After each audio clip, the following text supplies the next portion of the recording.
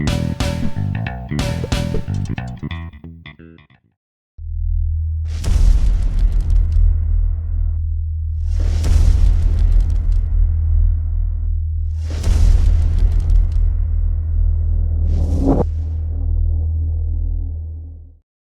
nerds, and welcome to Supergirl, Theories and Conspiracies. I'm Brian from Good Nerd Bad Nerd. This week on Supergirl, we had an episode that is actually laying a lot of groundwork for the Flash-Supergirl crossover. But on top of that, we had a longtime Superman villain and some nice DC shoutouts. So first, two shoutouts in this episode that were really quick, but if you caught them, they were just nice touches, but also just kind of served to expand what is in this universe that Supergirl inhabits.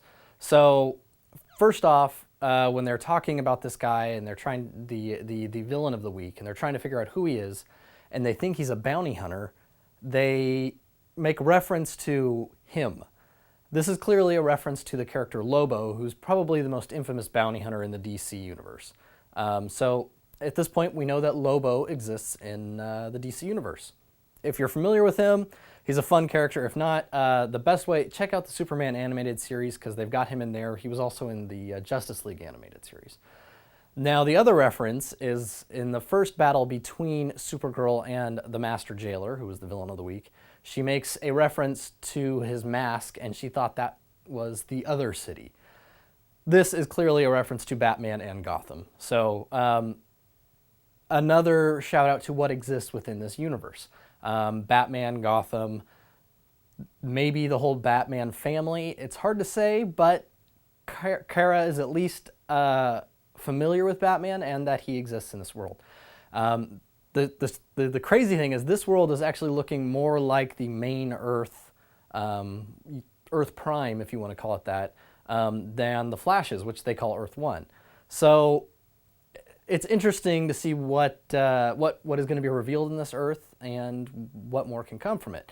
Now, the main villain of the week, the Master Jailer. In the comics, it's a guy by the name of Carl Draper, and he's human. He's not an alien. That was a security guard, a jailer on the Fort Ross. In the comics, he actually is from Smallville, and he was actually a longtime rival of Superman's. Whether Clark Kent knew that or not, Carl Draper has always been going up against him. When he was young, he was overweight, he was introverted, and he got teased a lot. So when he moved to Metropolis, he lost weight, he had a makeover, he made himself look really kind of good looking as best he could. But he also became a genius at security systems. And he took it upon himself to create a prison specifically designed to hold inmates, superpowered inmates, villains, supervillains, things like that. Well, Superman kind of essentially liked the idea but didn't think it was secure enough, so he took the prison and actually put it in space, and Superman got all this praise for creating this Superman Island is I think what they called it. Superman Island, and of course Draper was calling it Draper Island. But after that, he took on the identity of Master Jailer, and he went up against Superman many times, at one point kidnapping Lana Lang, who he was in love with since he was a kid, even though Lana was in love with Superboy. So he just has a lot of issues with Superman, and has never actually been able to defeat him or stop him. So that is who the villain was. He had a much different makeover from how he looked in the comics, but he did have the cool weapons and those chains he uses, and used very much like Spider-Man, we'll say that. He does have similar chains to that in the comics, so that was a nice reference anyways. Now, the next thing that happened this week, and this is kind of the big thing that's going to tie into the Flash Supergirl episode, was the new assistant of Cat Grant's, Siobhan Smith, or Smythe, however you pronounce her last name. She is going to go on to become Silver Banshee. Now, really quickly about who Silver Banshee is.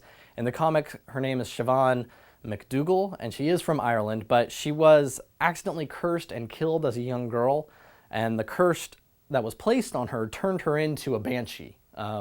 Banshees come straight out of the Irish folklore, And so she is a ghostly being with incredible sonic powers and a haunting hatred.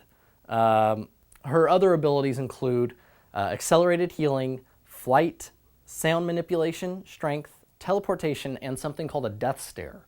Now, the death stare, it's alleges that Silver Banshee has the ability to kill any being just by knowing their name, and specifically it must be their real name.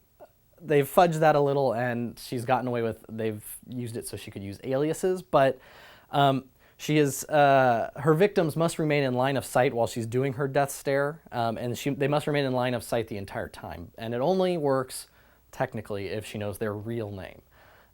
Which has been, in some cases, how she hasn't been able to use it on characters, and how she has been able to use it on some, because she was given their real name or knew it. Now, in the New 52 that DC did a few years ago, she seems to be a good guy, but we're not entirely sure. She befriends Supergirl, and she stood up for her against the National Guard when they were essentially going to gun her down. But Silver Banshee clearly saw that it was Supergirl who had saved the city from some Kryptonians that were trying to destroy the world. Now, what that sounds to me very much like what Non is doing with Myriad, even though we don't know what Myriad is yet, and we got that crazy warning and kind of self-destruct sequence initiated by the AI when Myriad was brought up.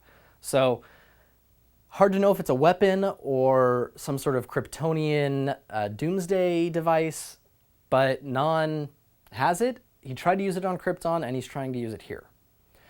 Now, the last thing, I did mention that the Flash Supergirl crossover had a lot to do with Silver Banshee, and we have seen set images released that show Supergirl and Flash fighting Silver Banshee and Livewire. So, don't know how that team up works. Don't know how Livewire is coming back into it, but that's what's going on, and so we're leading to that moment and we're going to get there very soon. So Silver Banshee will be emerging. It's hard to say if she'll get a one-on-one fight with Supergirl first, or if that will be her official first fight when she goes toe-to-toe with Flash and Supergirl with the help of Livewire. So what do you guys think? What do you think of them introducing Silver Banshee? Did you like this episode?